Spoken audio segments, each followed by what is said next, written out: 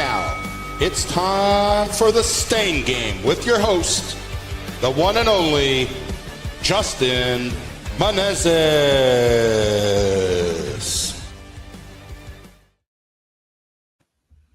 All right. Well, good evening, everybody. Sorry that we're tuning in a little late. Dan and I started making sure everything was up and running. And we just started talking and going down rabbit holes of different subjects. And it's like, oh, crap, we got to get started here pretty soon. And so we didn't waste or use up all the conversation material we had to go over. Dan, welcome to the show. Thank you for coming on tonight. How are you doing? I am great. Thank you for having me. I love talking with you. We could talk for hours and hours. I think part of it, Justin, is we're just a bunch of Midwest corn-fed boys. And your weather is my weather. Your struggles are my struggles. Yeah, I like it though. Thank you. Yeah. So let's get started on a hot take here. Thanksgiving is coming up. What is your prediction? Hawkeyes or Huskers? Hawkeyes. Hawkeyes. Well, I think you're going to be right on that one. That's an easy one. Give me a tough one. Our quarterback just decommitted. Basically said, "I'm leaving." Dylan Raiola, his I think it's his cousin or his brother, also decommitted earlier this week, and now I always call him Patrick Mahomes wannabe Raiola. Is taking his sidearm, Patrick Mahomes, butt-loving self out of Nebraska. Not sure where he's headed, but good riddance to you. I mean, who would want him? Well, it frees up $3 million in INL money, so I'm sure. You know what it is? He's like the Ryu-Bai version of Patrick Mahomes, which I don't follow NFL football at all, but I don't think KC is having a great year, are they? No, I think they're 500 this year. So yeah, I think so too. I think they're 5-4 or 5-5. Which, if you're a Taylor Swift Swiftie, I apologize in advance. But if you saw the writing on the wall, and as soon as Taylor Swift showed up, you knew that the Chiefs were bound to be cursed. Mm-hmm. What is it? Go woke, go broke. And I guess in Kansas City is go Swiftie, never see another Super Bowl again. And so, it's one of those things. Between her and the distractions off field and all that BS, and then obviously he's taking Pfizer money with his brother big time, and they promote all that stuff. So, man, karma has to come around sooner or later than right, Justin. I think it's been pretty soon. Yep. I'm gonna. I went there. I went there, Justin. In trouble for saying this, but yeah, when I first saw that ad where he's got the little red Band-Aid on one side for his flu shot, and then he turns around and he has a second Band-Aid for the COVID booster 12 or 14 or 32, whatever booster shot they're now doing. I looked at my 19. Well, I guess he's 21 now. Christian. I looked at him and I was like, that dude's just asking for karma to come back and bite him in the ass. And unfortunately, I think it's already come and bit him a couple times because, I mean, I don't know. You can stand wherever you stand on COVID and boosters and all that. I just think too much information has come out to realize that if you're still taking a booster shot, maybe I should come and give you some kind of shot in place of a booster. I aren't they still offering something like that? Like, yeah. I don't know if it's booster 12 or 22 or how many, but yeah. I'm in the military, and when they were offering the flu shot, they were offering a booster shot, and I looked at the medic, and I'm like, if you even try to poke me with that stupid thing, I will tear this place upside down. And she's like, well, I'm an officer. And I'm like, well, I'll make sure they know that the officer is out the window because I threw you through a double pane glass window if you come near me with that shot. Yeah, wild. Wild. So let's see. It's November. We're approaching Thanksgiving. Like I told our guys, our crew, we're probably done staining for the year. How has your year been as far as quarter four, end of the year before winter kicks in? How have things been for fence building? Q4 is just like last year. Everything is just hitting literally right now in the last 24 hours. Big projects, not the residential too. Like we had a guy, Alan, my salesman, went on a bid today, and he was like, thought we were going to like squeeze him in before Thanksgiving, and I was like, and Alan, my salesman, like laughed out loud, like, dude, you're like April of next year. Like, I don't know, what are you doing? Like what? Like honestly, but I thought people. Well, anyways, but yeah, like the big commercial projects are heavy this year, are very heavy, especially Q4. And I don't know if you see it on your end, but man, residential still struggle.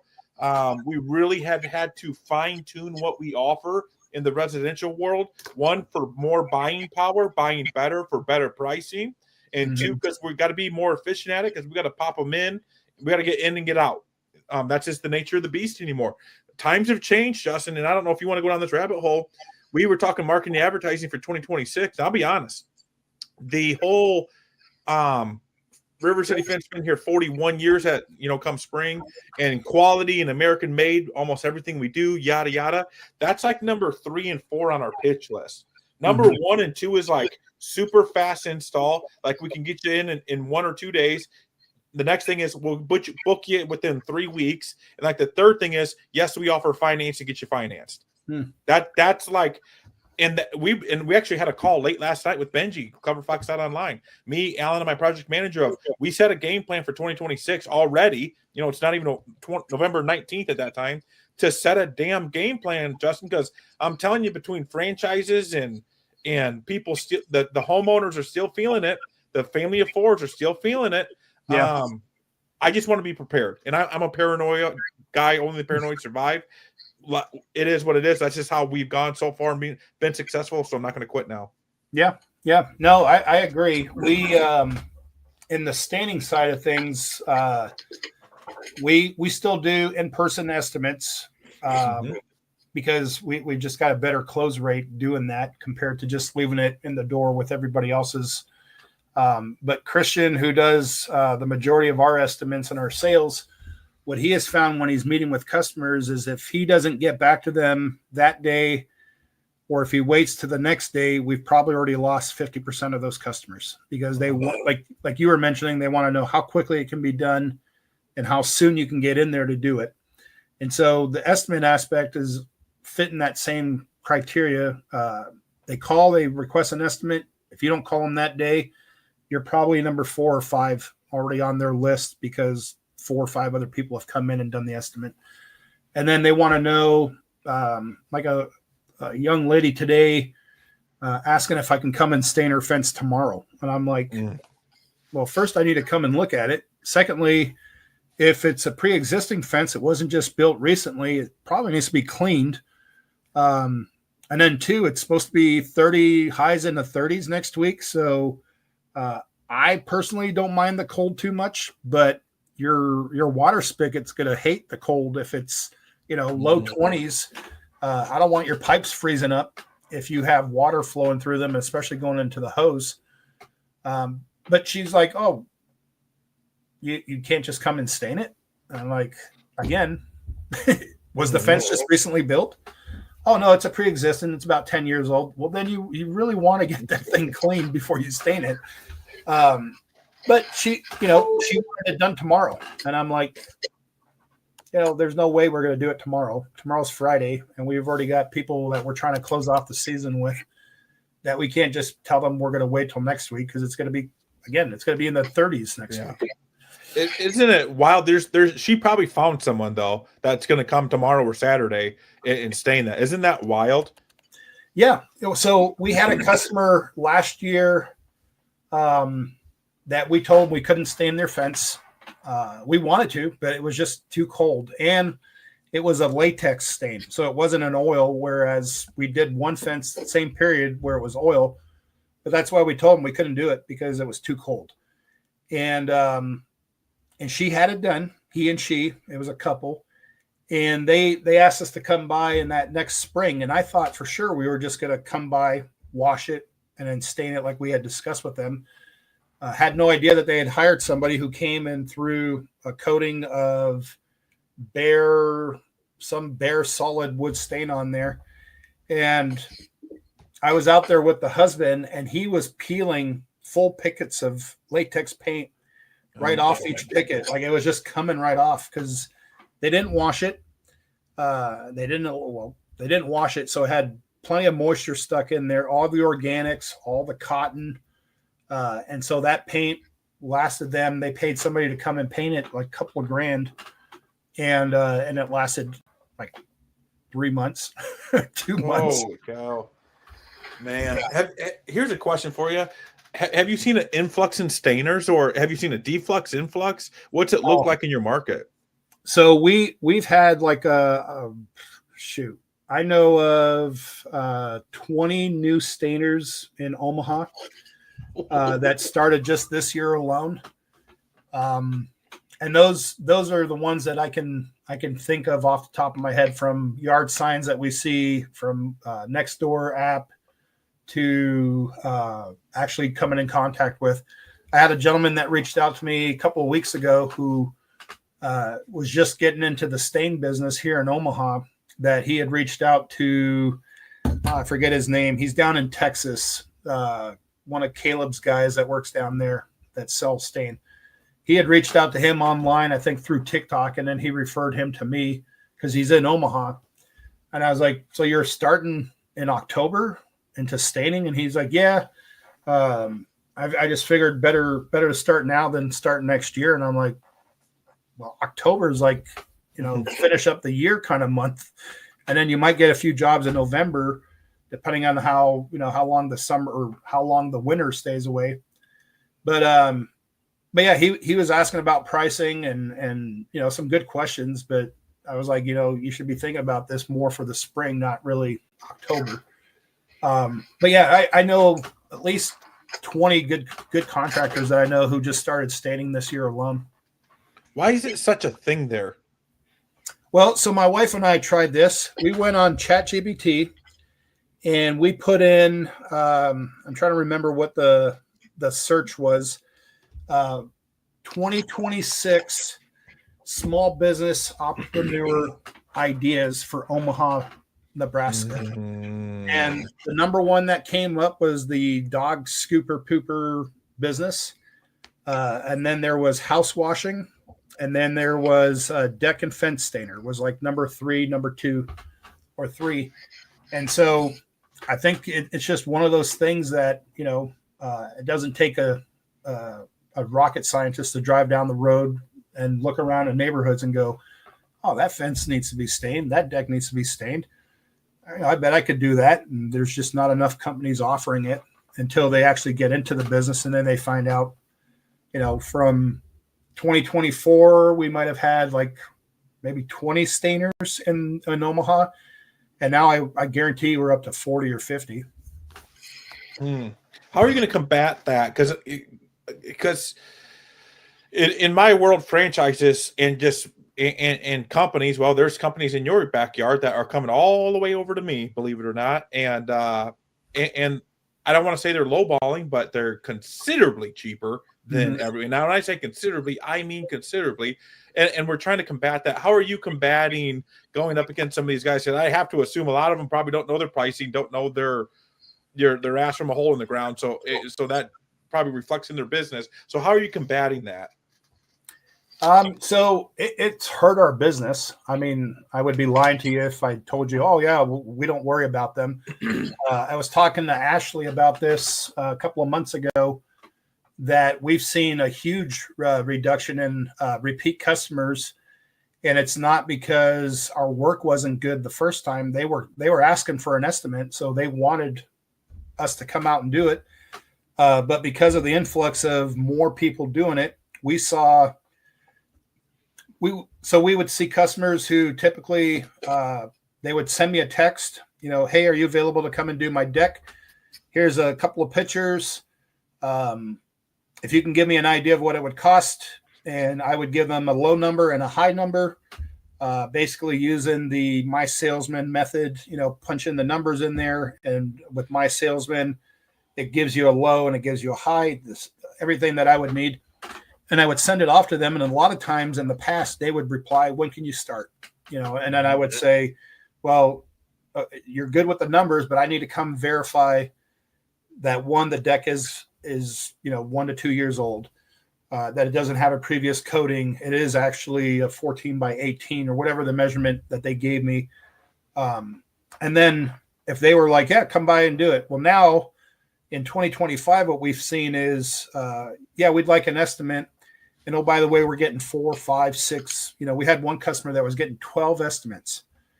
And we provided estimates to the customers, and we're typically on the higher end of things. And what we've seen even with our repeat customers, where we were closing 90% of our repeat customers up to last year, this year we're probably doing 50%.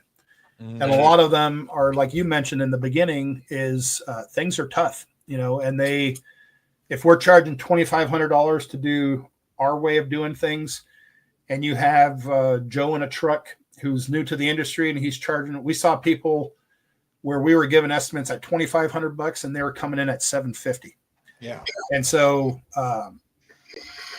our method of madness is that we're going to keep doing what we've been doing. If our workload decreases, then so be it, but we're not going to lowball ourselves to stay busy. Yeah. And lose money in the long run and allow the weeds to weed themselves out. Yeah, that's the same thing I'm doing. In my world, I chase more like the franchises. So, and I think for the most part, where they get you is the full finance thing and stuff like that. We'll go to that rabbit hole, but excuse me. I think a lot of those guys sound corny and cheesy, and I think for the most part, most people kind of sniff that out. Where, we give them the pitch. We've really built our brand and stuff like that. And so have you. Here's a random question for you. Excuse me.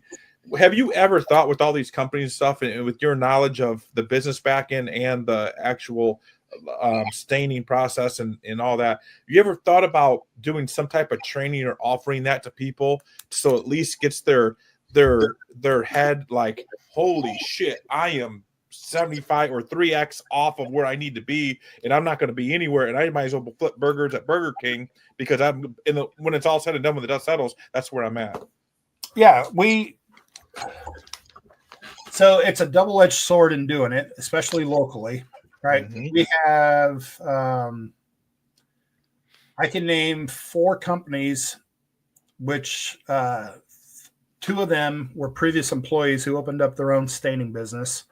Worked with me for a year, kind of picked my brain on how to do things, and then they went off and started their own thing, and that's perfectly fine, because those 2, at least 2 of them that I know, are actually charging what is a going rate, right? And they saw what we were charging, and I was open about, like they would ask questions and I would tell them. And both of them in the off season came to me and was like, "Hey, I'm looking at doing my own thing.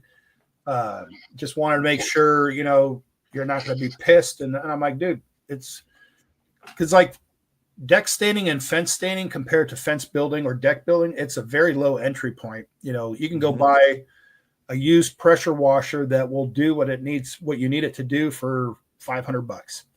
You can go buy brushes, pole, and hand stain a deck. It's going to take longer, but if you're starting off, it's an easy startup.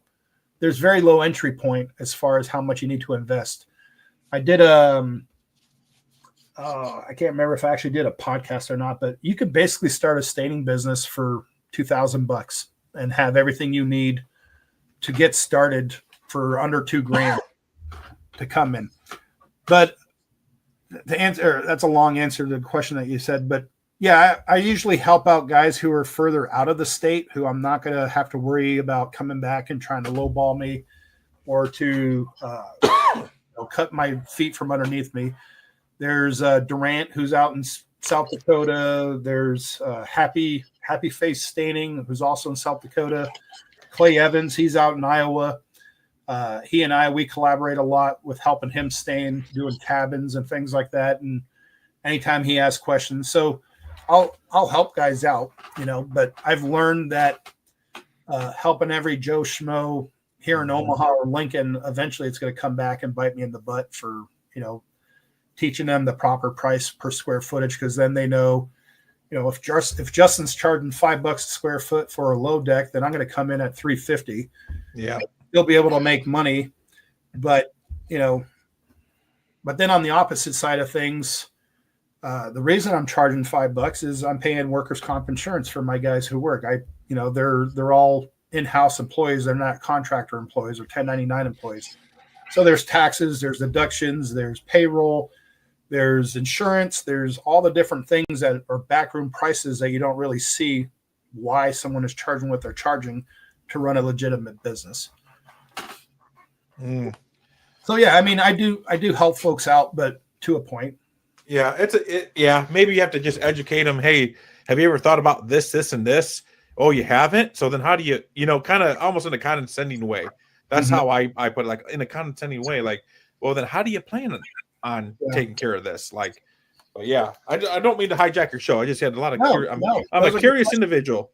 No. And if you don't ask the question, I mean, a lot of guys don't know, one of the things that we found that has been beneficial to us is educating customers, so, and one of the things Christian does a really good job about is when he's going out and do an estimate, whether we get the job or not, we educate the customer onto why what we offer is industry standard or should be industry standard as far as the proper wood cleaning chemicals, the oil stain compared to film formers or latex solid stains, why brushing is better than spraying, and you'll have guys and gals who swear the opposite, spraying is so much better because it's faster. Well, faster is not always better. But, so we try to educate a customer, whether they accept our services or not, to hopefully have them ask our competitors, other companies, hey, why aren't you using wood cleaner when you wash and you're using bleach instead? Or we put it into their mind, that bleach has a place in wood cleaning, but it's not, it's not the best. It's good, better, and best. And so if a guy or gal or whatever company that they're going to hire and they're going to use bleach, then that customer has enough information to ask the question, why are you using bleach instead of sodium metasilicate? Oh, it's, bleach is commonly used. Yeah, but when I chat GPT'd it, because that's what most folks are doing. They're just doing the voice question thing. And they find out that bleach actually deteriorates the wood, that it actually harms it. And the more you bleach a board, the worse that board becomes. Here's another question. I keep hearing you talk about sales. Nathan Dallins with Radius Fence in Protecting Your Radius podcast. I think he's going to bring that back. He's down there in Tulsa. He's a great salesman. Comes from Ameristar. And did a lot of sales work there, does a lot for the AFA for trainings and teachings. He wants to be the last sales guy on the job to bid it. What's your thought about that? Ask him being compared to the first. And he has a point, right? Because if you're last, and it's like with you and your wife, like, well, here's my price. Like, I'm a little more than this guy, but I'm less than this guy, or I'm the most expensive. But you said you wanted the best stained fence and you wanted cedar, Western, and this has no knots, and this is on lifetime posts, and our gates are steel or aluminum. So what are you waiting for? Like, you can almost pressure them into that. Like, you might as well sign because, right, I just checked every box that you wanted. So you know what I'm saying? What's your thought on that being, because I want to be first. He says he wants to be last, and now I get what he's saying. I never heard that before. What's your opinion on that? I think it varies. If you get a customer who's in a rush to get things going, then by the time, so perfect scenario, you're the last guy who comes in, and they're looking to move within a couple of days. If you're within that window that works out for their plan, then I don't think it hurts to be last.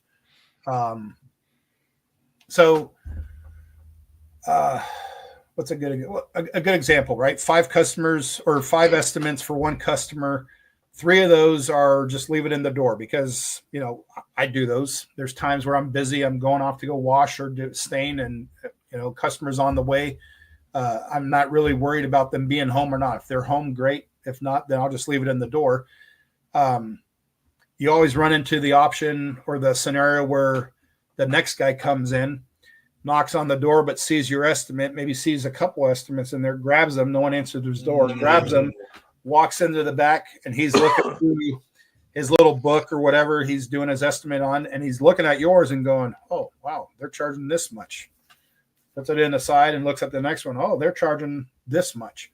So now he's got two prices to gauge off of, not because he's knowledgeable. He just saw your estimate. So Christian, for in-house, he likes meeting with the customer to actually do what Nathan's talking about. Hey, this is what we're going to do. You're looking for this. This is what we have to offer. So we're meeting all your boxes that you're trying to check. Now it's just a matter of price. And the reason he wants to do the in-face estimate is that he can then sell the reason why we're charging instead of it just being a number on a sheet. So it doesn't hurt to be last, and then you're going to get some customers that, hey, I want it done by Monday. If you can do it by Monday to be here to wash it and then stain it by Wednesday, let's go ahead and do it. And if that customer is in that mindset, being the last person might hurt you. Yeah. But, we've accepted that we're not going to get every single job. And so the ones that we do get, we want them to be on our terms and not, being pressured to get a job. How often are you getting customers like that like, hey, I need this done. I need it done by next weekend. Is that a thing in the stain world? Oh, yeah. Yep. Especially we typically see that at high school graduation time, 4th of July time frames, and then winter's knocking. We need to get our deck done before the winter hits. So you get a lot of folks between those periods of time. What we've done is if a customer is really wanting it done, like smack, get it done by, whatever date, but they called 3 days before they want you to start and finish it, then they're going to pay a premium. We're not telling them that they're going to pay a premium, but if you want to be jammed into the schedule ahead of everybody else who's planned accordingly, then you're going to pay a premium price to get booked for the next couple of days. It's a pay to play. Yeah.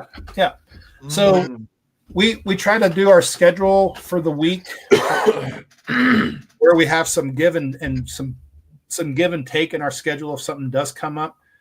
But if Dan calls me and we've got nice weather next week and he sits there and goes, I have time to finally get my deck washed on Monday, and it'll give you a few days to stain it before the week's over and the bad weather comes in. And you're really, telling me I really got to get it done. I really got to get it done. If we were going to charge you $1,500, we're now going to offer it for $2,000. And if you really want it done, maybe no one else is willing to do it for that period of time. So most people will pay, and then other people will be like, that's more than I'm wanting to pay. And we told one customer last week, it's like, well, I'll reach out to you again on Monday. If you haven't found anybody and we still have time, I'll let you know Monday. And we called her Monday and we're supposed to go wash it tomorrow. So she didn't find anybody who could do it in her time frame or cheaper.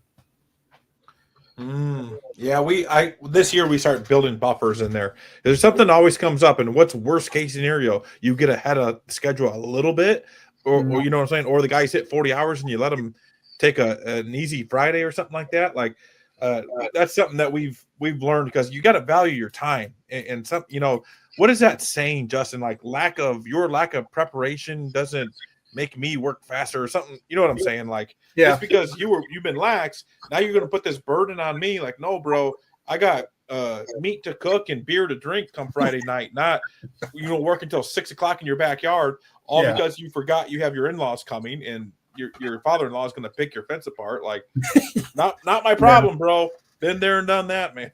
Oh yeah. Well, and I know at least we're not that far away, like we talked about earlier. There's times where, we schedule the weekend before for the upcoming week. And there's been plenty of times where, we scheduled this many jobs to do this week, and we were going to stain this many jobs. And then the forecast says great weather. And so we plan on what the forecast tells us. And then Monday morning shows up, you wake up, you look outside and it's raining. But Saturday night, there was no call for rain. Sunday night, there was nothing in the forecast for rain. And then you wake up and you got, half an inch of rain, and it just screws up your staining schedule. So now you're delayed. So we kind of cushion it to where if something like that does happen, we can kind of juggle things around. But then also for your hours for your employees, you don't want to be screwing them over and being like, well, we don't got anything to do. So, you got 28 and a half hours, and it's because I didn't want to take on that extra job. You're not going to hit 40. So, you got to accommodate for that, but then you don't want to, throw in 60 hours worth a week and try to fit it into 40. Right. It's a stuff that people from the outside looking in doesn't realize what a business owner goes through on a day-to-day basis. Yeah. It's just all them little things. The staining's easy. The washing's easy. The putting up the fence is easy. Anybody can drive a post in the ground, but it's the scheduling on the back end and dealing with 10, 12 customers a week with 12 different attitudes, and they might have 20 to 24 neighbors with attitudes, and everything else that comes involved with it. That's the hard part. Well, and that's what I try to at least help new companies understand, especially in the staining business, is that the day-to-day work is not hard to do, and it doesn't wear on you. It's all the stuff that you don't see that needs to be happening. The back room, making sure you have insurance, you're paying for insurance, and all the marketing.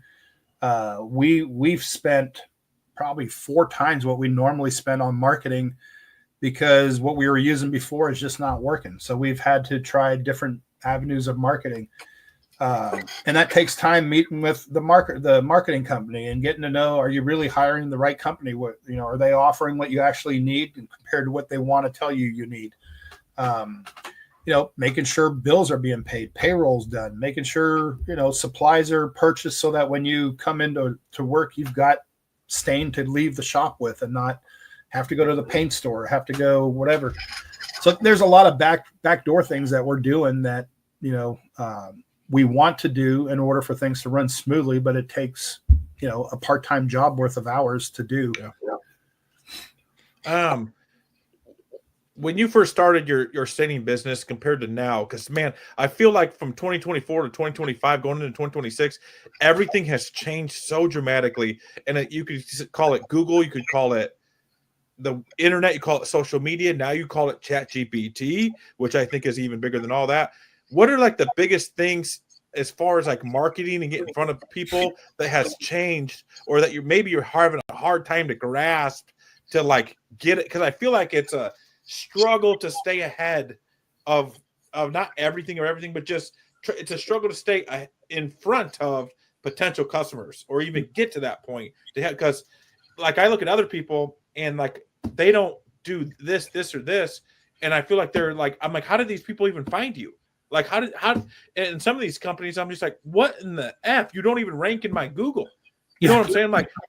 But you've done 8 jobs in this little city in the last 3 months. I'm and they're big jobs, vinyl jobs, big ones. And I'm just what the heck? What struggles are you facing, or maybe some things that you kind of cracked the code on as far as marketing, advertising, getting in front of potential customers? So I actually took a class on digital marketing at the local community center, local community college here at Metro Community. And what I learned the most out of it was that I'm hiring the right people to be doing what they're doing, because I wouldn't have had a clue on how to do things. And then the instructor helped me understand the different platforms and the different age groups that those platforms are catering to. So we started off the year on doing an ad campaign on Instagram, and we saw a huge increase in followers, but no estimate leads or leads, because Instagram is a younger population. They're not your typical homeowners, although some may be homeowners, but they're more of the younger Gen X, millennials. So it was nice that we went from 100 and something followers to 500, but it didn't translate on ROI to leads and to actual work. So then we converted from Instagram. We went directly to Facebook, which is an older population, homeowners, and typically the group of people who have money to spend. And we went from your traditional create your own ad kind of thing on there to hiring a company that was doing video ads for us. And they were also doing the little reel pop-ups and the little banners and all the different things. Christian, the guy that we hired, has been fantastic in doing that. And he knows the keywords. He's able to, figure all those different things out that I had no idea how to do. So that was game changer for us, because we went from having phone calls to having like no phone calls. And then when we hired that ad agency to do those Facebook ads, we're now getting 3 to 4 a week. Even in the down season right now, we got 2 today. And we're supposed to end our ad campaign at the end of the month, but they're still generating leads from those last minute customers or people who are already preparing for the spring. Mm-hmm. So just figuring out the different platforms and who the viewers are. Like TikTok is great, but it's not for us because again, kind of like Instagram, like Snapchat, it's more of a younger population who's not really looking to get their decks done, but they like the cool before and after videos, and they'll like them, and you'll have high views, but the return on investment, it's not really that great. Marketing's been interesting. And then the cost behind it, it's not cheap. If you don't spend, you're not gonna see the results you're looking for. That's I think we're, like I said it earlier, like we're in a pivotal state because this ChatGPT is coming, and every time I open my phone, I swear someone's like, I did this with ChatGPT with whatever commands or however you do it, and it built me a complete social media thing, blah blah. And I'm like, oh my goodness! But then the other thing is, well, and we're at the foundation level of this ChatGPT. Well, eventually it's going to be as what do I want to say, like as a household name and used just as much as Facebook. Yeah. So then what happens then? You know what I'm saying? Like I just don't even, it's like, it's hard for me to think about it because it's moving so fast, and I pay attention to it because I feel like we all need to, but holy shit, dude. Like, I don't know what's going on. I don't know up from down with that stuff. And I just feel like it keeps changing quicker and quicker, and it's hard to stay in front of it. Yeah, I was listening to Patrick Bet-David on the PBD Value Entertainment, and they were talking about the ChatGPT is now going to offer web search services on there. It does now. Yeah. So that was my argument with Ben Barrick with Hearth Financing, and he was like, Google, blah, blah, blah, blah. And I'm like, but why do we need Google anymore? Because I'm going to ask ChatGPT. I'm in Omaha, Nebraska, and I want the best steakhouse. Oh, and by the way, in the morning now, I need my fence stain too. Give me the best steakhouse number. Email it to me, and then email me the best stainer. I want like the most the person across social media that knows what they're doing. Like you pick through that, not me. That's what I tell it, and that's how I talk to it. And then I say, give me the answer really quick, short, and sweet, so they don't start talking. And it's like this, Justin, like that, just like that. So like, why do you need Google? Google will be nothing. Well, and that's what they were talking about, that the new AI search model is going to destroy Google. Because didn't they just lose like 13% overnight, which translate to billions of dollars? Yeah. Like it's because of that new AI model that I'm talking about, that the hype behind it is now making, like, small businesses, for an example, no longer need to go spend the ad spend that they were spending with Google to rank in the top 30 or the top 10 or whatever in your Google search. Whereas you can now sign on to ChatGPT as an example, like there's a professional subscription that you sign into, and you put in your info and you put in all your data, and it's a quarter of the price, or even like it's percentage points compared to what you're spending with Google. And like you said, as a user, you sit there, you pull out your phone and you just say, give me the, fill in the blank, best steakhouse in Omaha, and for under $50 a plate, and it gives you the top 3. And then you don't even have to now click on it and then find the number. You just like call Omaha Steakhouse and boom. Oh, hey, Omaha, I'd like to reserve a table for 4. Boom, boom, boom, boom, you're done.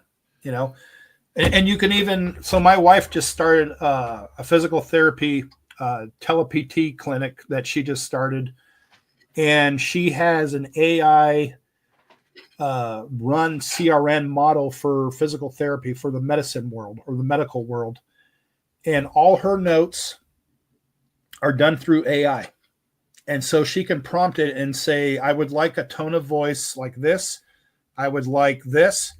And then she prescribes, you know, she by voice tells them what her visit was like. And it puts it into a note to where it would sound like it came from Dan Wheeler or it came from Justin or whoever. And it's meeting all the criteria that they need so that for insurance purposes, it's checking all the boxes. So when you prompt the AI model, I think it's called Jane is the program that she uses. She can sit there and say, prescribe notes to qualify for Blue Cross or Blue Cross Blue Shield pertaining to visit with elderly woman dealing with pelvic floor issues. And she gives the prompts, and then she goes and does reads out the visit, what she did, what she didn't do. And based on all the AI information that they have, it then clicks all the boxes that it needs to so that it qualifies the note for what Blue Cross Blue Shield is going to require in order to pay that insurance claim. And it alleviates her having to sit there and type it up and then submit it, and then having somebody at Blue Cross Blue Shield reply back to her and say, we can't process your claim because it didn't meet X, Y, and Z. It does that all for her. You know, and it's a low monthly subscription that she's paying. Man, it's so much more than what, people, you know what I'm saying? Like every day, like there's someone using it for something different, but so vastly important, or what's the word I'm looking for? So vastly, one, you're going to start eliminating jobs. I think, and here's the other thing, Justin. Now, here's my opinion. You tell me if I'm right or wrong. Everyone's like, whoa, that's why we're going to go to the blue collar and start building fences, staining fences, and plumbing houses and shit like it. And the money's going to be so good because we all need them. Yes. And then you're going to start flooding it. Yeah. Okay. Just like in the South, right? Let's be realistic. In the South of the country, there is an influx of labor.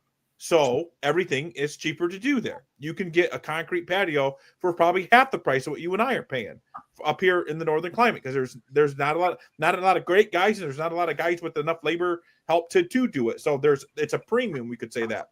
Yeah. But when you start flooding the blue collar trades, and I don't care what it is, when you start flooding it, right, what happens? Everything comes down. So and people keep arguing with me on that. What's your opinion on that? Well, I'm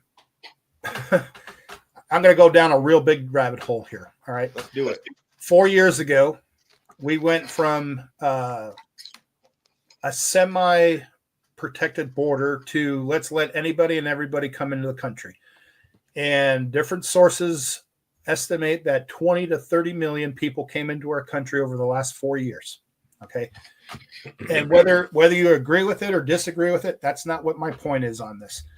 Now, when you think of what you just mentioned, if you add, let's say it's 20 million on the low end, right? How many of those 20 million people are concrete layers? How many of those 20 million people are stainers, deck builders, fence builders, whatever the practice might be? So now you have an influx of labor that comes into whatever market it might be. And a lot of those people who came across the border for whatever reason didn't just come across with whatever money they had in their pockets. They were also given very nice programs that I personally know, because I had friends and I had individuals who were actually processing the benefits that these individuals were receiving. One particular couple I personally know, family of 4, husband, wife, and 2 kids. They were each getting $1,200 a month on a debit card that was issued to each of the kids and the 2 adults. So they were getting $4,800 every month for a period of 18 months to help them get their feet settled into the United States. And they moved into Omaha to an apartment, a 3-bedroom apartment that was rent-free for 18 months. So somebody, whether it's HHS, whether it's HUD, whatever program, was giving them $4,800 a month to provide for their food, for their living expenses and things like that, and they were getting rent-free for 18 months. On top of that, they were given brand new phones so that they could track and be able to get a hold of them for their immigration processing. And that was the excuse of the free Verizon, Apple, or Samsung phone, was so that we could get a hold of Dan when it was time for him to show up to his court case, or if we needed him to come to an immigration center to fill out paperwork or whatever. They needed to be able to get a hold of you, so they provided you a free phone with free service. So now you have anywhere from 20 to 30 million people who are getting a debit card with free money being put on there. They're getting free housing. A lot of those same people are willing to go do concrete work for less because they're not relying on that money, because they're getting $4,800 or $1,200 each person. So, and then at the same time, you look at free money for paying for rent. So if you're a landlord or you own a house, an Airbnb, and you don't have regular tenants, and Uncle Sam knocks at your door or sends you an email or phone call and says, "Hey Dan, I know you have 3 houses. How about if we rent those houses and we give you a flat fee of $3,000 per month for the next 18 months for you to rent out your house to couple so-and-so?" Well, man, going rate's only 25 and they're willing to give me 3.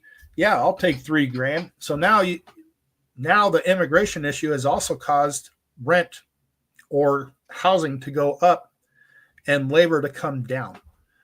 And so when you have an influx of 20 to 30 million people, you have an influx of free money or taxpayer money paying for rent, paying for food and groceries and electric bills and cell phone bills and a cost of living expenses, then it also causes everything else to go down. Because you and I, we still have to pay our mortgages. We still have to pay. That's why groceries are not dropping in price. It's because supply and demand, right? If Uncle Sam gives you $1,200 a month to go buy free food because you don't need to buy or work or do anything, it just comes onto a card that you can go buy free food. It's not going to cause prices to go down because there's an influx of $1,200 times how many millions of people. We found that out when they were going to cut EBT for everybody with the government shutdown.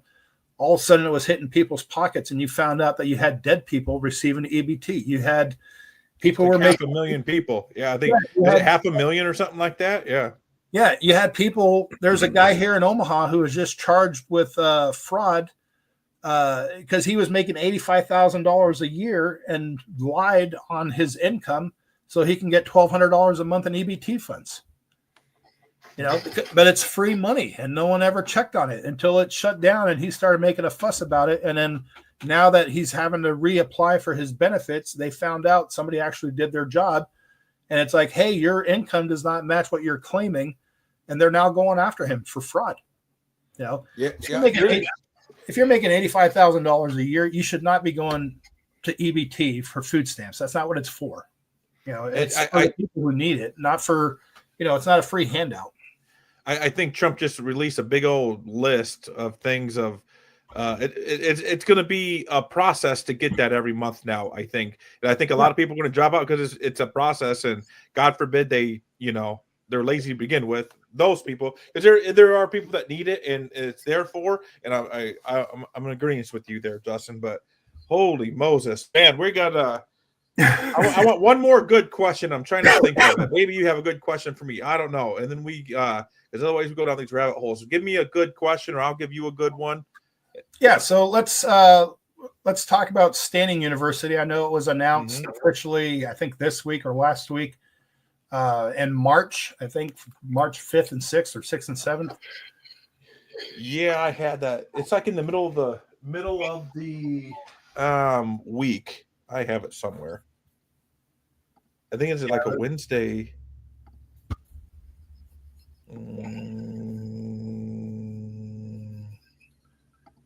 is dead air is bad. Yeah, it's like 4th and 5th or something like that. Yeah.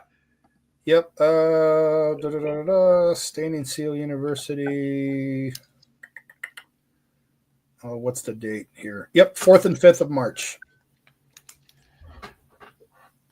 Nice. So it doesn't ruin your weekend in the middle of the week. Yep. So will you be going to that, or are you thinking about going, or? Excuse me, man. I got this weird cough. I will. I just got off the freaking sinus infection from hell, man. I got one more day of those meds that kick my butt, man. If I don't eat like a full meal with it, holy cow, man, I feel super sick. Yeah, I plan on being there. I think I'm going to bring the wife and the whole family down there. Maybe we stay. I don't know what there is to do in Nashville during that time, but maybe we say when. I don't know. I don't know. Nashville is a party scene. I'm not a partier. I'm old and grumpy, Justin. I go to bed by 9 o'clock. But that's just me. But it's always a great time. They always put on a great event. I'm excited. I'm sure there's gonna be more info dropping on that soon. Mm-hmm. I know they didn't do it last year. I think there was a big uproar of people wanting to do it and getting. It's just it's a networking. It's like it's like the Fence Tech of staining, right? Like everyone comes together and it's nice because we're all together and it's a lot of fun. And there's usually really good hands-on stuff and really good back-end stuff. And he brings in speakers. You know, Tom Reber was there 3 years ago?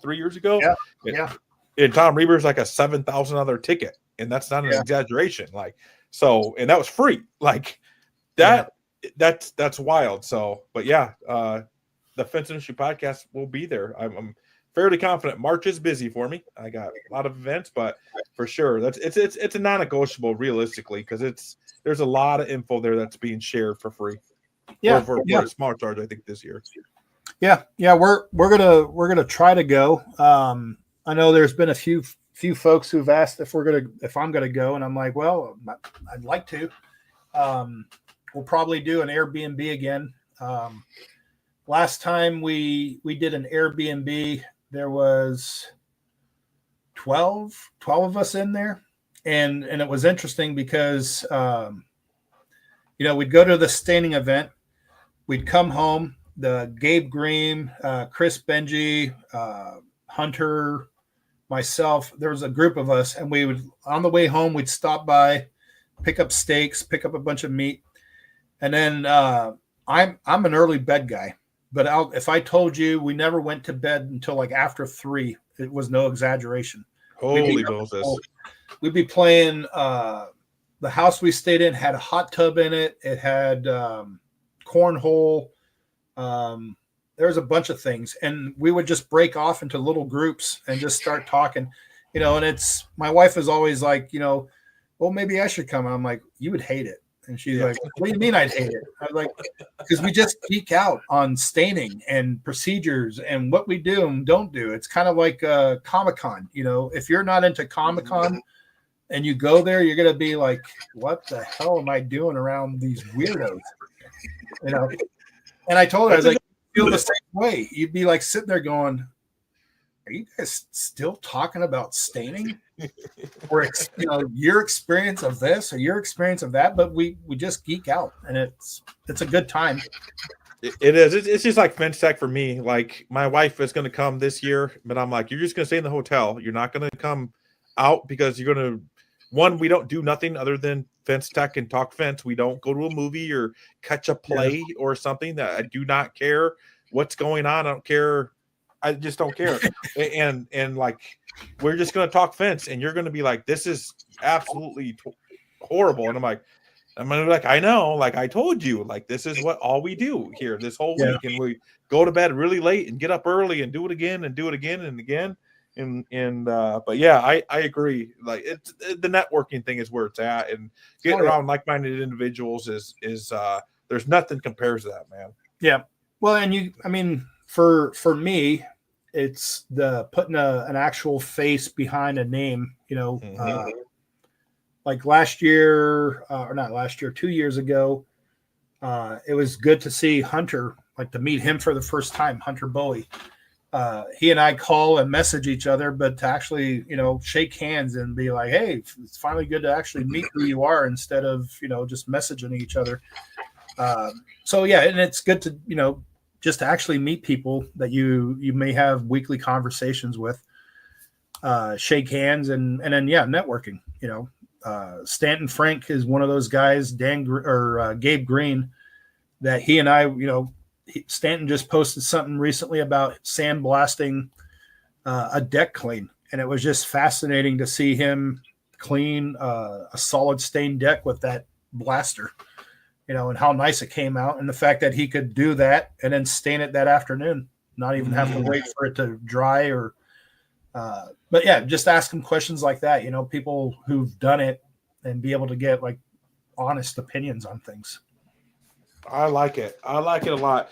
I don't know what city that Stanton University is in. Do you know by chance? Is it like Nashville or right outside? Or I think they're doing it in Lebanon this year. Okay. So if you were there when they were doing it at the fairgrounds, not the one in Alexandria, the previous place, I believe the fairgrounds built a brand new auditorium or meeting place. And I think they're supposed to do it there, but I don't know for sure. I'm like, don't hold me to it. Okay. So fairgrounds. So the last time I was there, it had the two buildings. There's a little building out back where the vendors were. Is that the one before that? No, it's the one. I think the town's called Lebanon. Yes, I think you're correct. There was a big building. So when you drive into it, there's a big, huge building. And then you drive past that building into like the little park area. And there's like little wooden cabins. It almost looks like a. Yep. Like an old. We have a place like that with like an old timer thing, like blacksmith thing. And yes. Okay. Yeah. I believe that's where they're supposed to do it, but I might be completely wrong. All right. Well, when Caleb gets on the show, we're going to have to lock that in. But, man, this has been real, Mr. Justin Menantz. It's another one. We didn't go on too many reps. We might have to jump on again. You have to jump on my show. And when because the whole Epstein files dropped, we might have to put on our tinfoil hats and do a conspiracy, because I'm curious. PBD tomorrow, 8 a.m. 8 a.m. Central. He'll do his live, and I'm sure it's going to be like a 4-hour. It's got to be 3 hours at least. Yeah, because they always run long on these big. And tomorrow is going to be no different, bro. And I am excited. Oh yeah, yep. Well, I loved hearing Crockett talk about Lee Zeldin and how he got a political donation from Jeffrey Epstein, and then it was later found out that it wasn't Jeffrey Epstein from Little Pedo Island. It was Dr. Jeffrey Epstein who donated to him. But then her backtracking of like why she made the comment and how, well, I never said it was Jeffrey Epstein from Jeffrey Epstein's Island. I just said it was Jeffrey Epstein. And I'm just like, oh, man, there's so much crap. I'm excited. I'm excited. I'm excited to see what happens. I don't want to go into it now, but I feel like there's going to be a reason or something, right? Like, I strongly feel like Trump was playing chess, and then it's going to come out like I do. I feel like he's been playing chess, and we're going to be like, oh, okay. I think we're going to have I get what he was doing type moment here pretty quick. Yeah, and I think we've already seen a small glimpse of that when Republicans and Democrats failed to censor that one Virgin Islands representative who was completely guilty of colluding with him, taking text messages from him when she was on the trial, or not the trial, but the hearing. The fact that they colluded behind the scenes to not censor her shows you that there's more than people realize that's going on, that, both Republicans and Democrats are very guilty in all of this. One last thing, and I've seen this. This is the problem with ChatGPT and social media. I just glanced at this right before we jumped on. Did Trump just put the kibosh on the education blah blah blah system? Did you see that? It would have been like this afternoon. I don't know, because I know he Department of Education or something like that. I maybe it was AI, because that's why I'm so bad at that shit that I can never tell, and I just glance at stuff and I don't look into it. I'm just looking really quick. I should ask ChatGPT. That's what's crazy. Is like, no. Oh yeah, you dog it, but then you could use it. Department of Education selling off the Department of Education for parts. The agency's major overhaul faces fierce backlash. So I guess he's what I read clearly said he he's dismantling the Department of Education. Which, if you follow what he says, when he brought on Linda McMahon, he told her that he was hiring her to eventually lose her job, and not because he was going to fire her, but he wanted her to make it to where he wouldn't need her. And if he's dismantling the Department of Education, then eventually she's not going to be the secretary anymore. So, I mean, he's keeping his campaign word. Yep. I like it, man. We're going to have to do something. If it gets absolutely wild and out of control, we're going to have to do another live. It'll have to be a live and just go full blown down rabbit holes, dude. Just like in the morning, we walk out like with on our robe, drinking a coffee, and the FBI is just sitting there waiting with like a warrant underneath his arm. And he's like, "Come on!" And we're like, "Oh shit!" Like I knew it was coming, but it was worth it. Yeah. Oh man, that's been good, man. All right. Well, thank you, Dan, so much for coming on. And until next time, folks, tune in. And if Dan, what show or when can they watch your show? It goes. I'm an audio only. I'm every Monday, Wednesday, Friday. We drop a show. We drop 3 shows a week on all major podcast platforms. Awesome. And what's your show called for those who don't know? The Fence Industry Podcast. Awesome. Well, thank you again, Dan. It's always a pleasure talking with you, and it's always a pleasure to look forward to a new rabbit hole to go down with you. All right, folks. Until next time, have a wonderful night.